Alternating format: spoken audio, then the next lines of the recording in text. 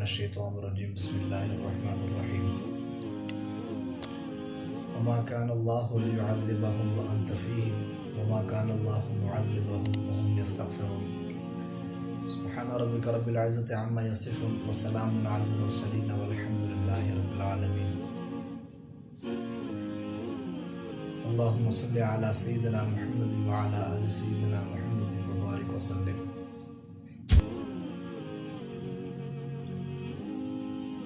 اس وقت عالم انسانیت عذاب خداوندی کا شکار ہو چکا ہے۔ کچھ لوگ اس بیماری کے اندر مبتلا ہو کر کے اور کچھ لوگ اس بیماری کے خوف میں مبتلا ہو کر کے عذاب خداوندی کے شکار ہو چکے ہیں۔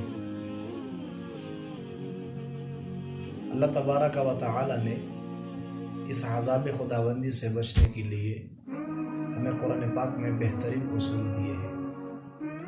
اللہ تبارک و تعالی نے اپنے پیارے محبوب صلی اللہ علیہ وسلم کو مخاطب کر کے فرمایا وما كان الله ليعذبهم وانت فيهم، محبوب جب تک آپ ان میں رہیں گے میں پروردگار عذاب نہیں دوں گا۔ وما كان الله معذبهم وهم يستغفرون، اور جب تک کہ استغفار کرتے رہیں گے میں پروردگار عذاب نہیں دوں گا۔ دیکھیے اس آیت مبارکہ کے اندر اللہ تبارک و تعالی نے ہمیں عذاب خداوندی سے بچنے کے لیے دو اصول دیے ہیں یا دو صورتیں عطا فرمائی ہیں۔ پہلی صورت یہ ہے کہ جب تک نبی علیہ السلام آپ کے مابین ہو، اب چونکہ نبی علیہ السلام ہمارے مابین تو ہے نہیں، نبی علیہ السلام اس دنیا سے پردہ فرما چکے ہیں، تو دوسری صورت جو ہے فرمایا کہ وما كان الله معذبهم وهم يستغفرون، جب تک یہ لوگ استغفار کرتے رہیں گے عذاب خداوندی سے بچتے رہیں گے۔ تو ہمیں اس وقت جو عذاب خداوندی ہے پوری اس کائنات کے اوپر، ہمیں اسے بچنے کے لیے کثرت کے ساتھ استغفار کرنی چاہیے۔ جو لوگ کثرت سے استغفار کرتے ہیں وہ لوگ اس عذاب خداوندی سے بچ جائیں گے۔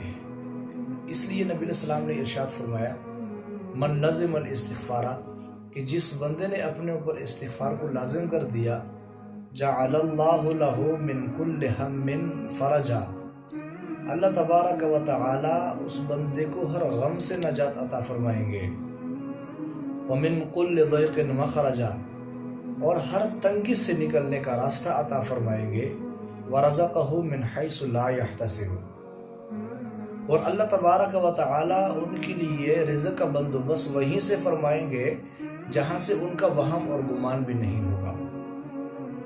تو ہمیں اللہ رب العزت کے سامنے توبہ استغفار کرنی چاہیے، خوب رجوع الی اللہ، صدقات اور خیرات کرنے چاہیے۔ دیکھیے جو بندہ استغفار کرتا ہے اللہ تبارک و تعالی اس کے توبہ کو قبول فرما لیتے ہیں، اور استغفار کی وجہ سے ان کے اوپر آنے والی مصیبتوں کو، تکلیفوں کو، غموں کو دور کر دیتے ہیں۔ اللہ تبارک و تعالی قرآن پاک میں ارشاد فرماتے ہیں فَإِنِ انْتَهَوْا فَإِنَّ اللَّهَ غَفُورٌ رَحِيمٌ، بس اگر یہ باز آ جائے تو میں بڑا بخشنے والا مہربان ہوں۔ اللہ اکبر کبیرہ۔ دوسری جگہ ارشاد فرمایا نبئ عبادی انی انا الغفور الرحیم، آپ ان کو بتلا دیجئے کہ میں بڑا معاف کرنے والا ہوں۔ اور ایک جگہ ارشاد فرمایا نبی علیہ السلام سے فرمایا قل، میرے محبوب ان لوگوں سے کہے یا عبادی، میرے بندوں سے کہے۔ اب یہاں پر اللہ تبارک و تعالی محبت کا اظہار فرما رہے ہیں، میرے بندوں سے کہے۔ میرے بندے کون سے ہیں؟ الذین اسرفوا علی انفسہم، وہ لوگ جنہوں نے اپنے اوپر ظلم کیا ہوا ہے، مطلب یہ ہے کہ اللہ کے احکامات کو توڑے ہیں، نبی علیہ السلام کے طریقوں کو چھوڑا ہے، ان سے کہے لا تقنطوا من رحمت اللہ، میری رحمت سے نا امید نہ ہو جانا۔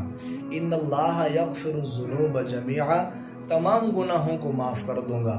یہ اللہ پاک کا وعدہ ہے کہ جب گناہگار اللہ کے در پر جاتے ہیں اور توبہ کرتے ہیں تو اللہ پاک اپنے در سے کسی کو خالی ہاتھ نہیں لوٹاتے ہیں۔ اور ایک جگہ اللہ پاک نے ارشاد فرمایا عذابی اصیب بھی من اشاء، میں جو میرا عذاب ہے جس کو چاہتا ہو ان کو دیتا ہو، ورحمتی وسعت کل شیء، اور میری رحمت تمام چیزوں سے بڑھ کر ہے۔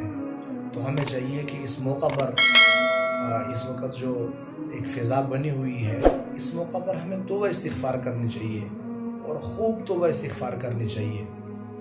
اور اس کے ساتھ ساتھ اس موقع پر ڈاکٹر حضرات یا سائنسدان حضرات یا اس کے ساتھ ساتھ جو حکومت وقت ہے وہ جو ہمیں احتیاطی تدابیر بتلا رہے ہیں یا بچنے کے طریقے بتلا رہے ہیں، ہمیں ان کی بھی پابندی کر لینی چاہیے اور اس چیز کو مذاق نہیں اڑانا چاہیے جس طریقے سے آج کل ہو رہا ہے۔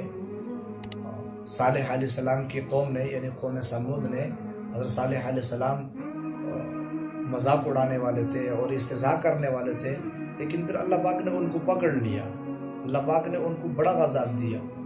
کیسے وہ حضرت صالح علیہ السلام سے مطالبہ کرتے رہے، یا صالح ائتنا بما تعدنا ان کنت من المرسلین، بھیا آپ ہمارے اوپر اس عذاب کو لے آئے جس کے آپ ہمیں دھمکیاں دیتے ہیں اگر آپ رسولوں میں سے ہیں، واقعی پیغمبروں میں سے ہیں۔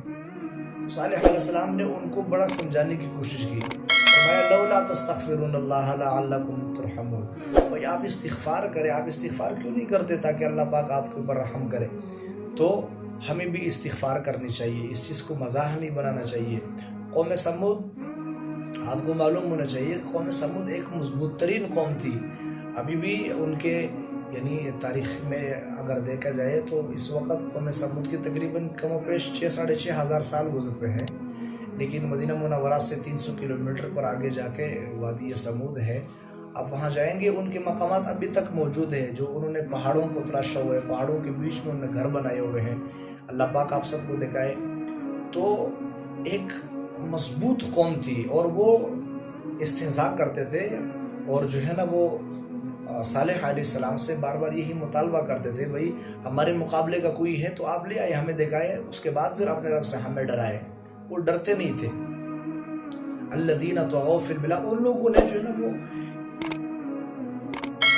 بغاوت کی تھی، بہت بڑے باغی ہو گئے تھے، اور یوں سمجھیے کہ نکاح اور زنا کے مابین انہوں نے فرق مٹا دیا تھا، اسی طریقے سے ماں اور لونڈی کے مابین جو ہے نا انہوں نے فرق مٹا دیا تھا، شربت اور شراب کے مابین فرق مٹا دیا تھا، اسی طریقے سے جائز ناجائز، حلال حرام، پاکی ناپاکی، ان تمام چیزوں کے مابین انہوں نے فرق مٹا دیا تھا۔ آج ہم غور کریں کہ کون سا جو وہ قومیں گناہ کرتی تھی، ہمیں سے کون سا گناہ ایسا ہے کہ وہ کرتے تھے اور ہم نہیں کر رہے؟ یقیناً ہم بھی کر رہے ہیں، تو ہم بھی عذاب کی مستحق ہے۔ اللہ تبارک و تعالی ہمیں اس عذاب سے بچائے، ہمیں توبہ استغفار کرنے چاہیے۔ وہ لوگ استہزاء کرتے تھے اور آج سوشل میڈیا پر آپ دیکھیں اس عذاب خداوندی کا باقاعدہ مذاق اڑایا جا رہا ہے۔ اس طریقے سے حرکات سکنات سے ہمیں بچنا چاہیے۔ اور قوم سمود کے اوپر جب اللہ پاک نے فرمایا فصب علیہم ربک صوت عذاب، جب عذاب کا کوڑا ان کے اوپر برسایا تو ایسے تیز ہوا چلی، وہ بڑے بڑے قد کے تھے، 70 فٹ کے تھے، لیکن وہ آپس میں ایسے ٹکرے اور ایسے زمین کے اوپر پڑے تھے اور ہوا میں ایسے اڑ رہے تھے جس طریقے سے روئی اور جس طریقے سے کاغذ پڑے ہوتے ہیں۔ اللہ پاک نے پھر ان کو ایسے پکڑا۔ تو یہ تمام جو قوموں کے اوپر اللہ پاک نے عذابوں کو بھیج دی، یہ ہمارے لیے ایک عبرت ہے، ہمارے لیے ایک میسج ہے، ہمارے لیے ایک پیغام ہے۔ ہمیں اس سے جو ہے نا سبق حاصل کر لینا چاہیے، ہمیں عذاب خداوندی سے بچنا چاہیے۔ اور جو اس وقت ہمیں ڈاکٹر حضرات، سائنسدان اور اس کے ساتھ ساتھ جو ہے نا حکومت وقت جو تدابیر احتیاط بتلا رہے ہیں، ہمیں ان کی بھی پابندی کرنی چاہیے۔ ایک دوسرے سے کچھ سلام ضرور کرے، لیکن مصافحے کی ضرورت نہیں ہے بھائی۔ اور صفائی ستھرائی کا زیادہ خیال رکھے، ہاتھوں کو دھوئے، ماسک پہنے اور اس کے ساتھ ساتھ دستانے پہنے ہو سکے، اور جو ہے نا صدقہ خیرات کرے، توبہ استغفار کرے، رجوع اللہ زیادہ کرے۔ تو اس طریقے سے جب ہم اللہ تبارک و تعالیٰ کی طرف اعمال کے ذریعے اور توبہ استغفار کے ذریعے بڑھیں گے تو انشاءاللہ اللہ پاک سے قوی امید ہے کہ اللہ تبارک و تعالیٰ ہم سب کو اس عذاب خداوندی سے نجات عطا فرمائیں گے۔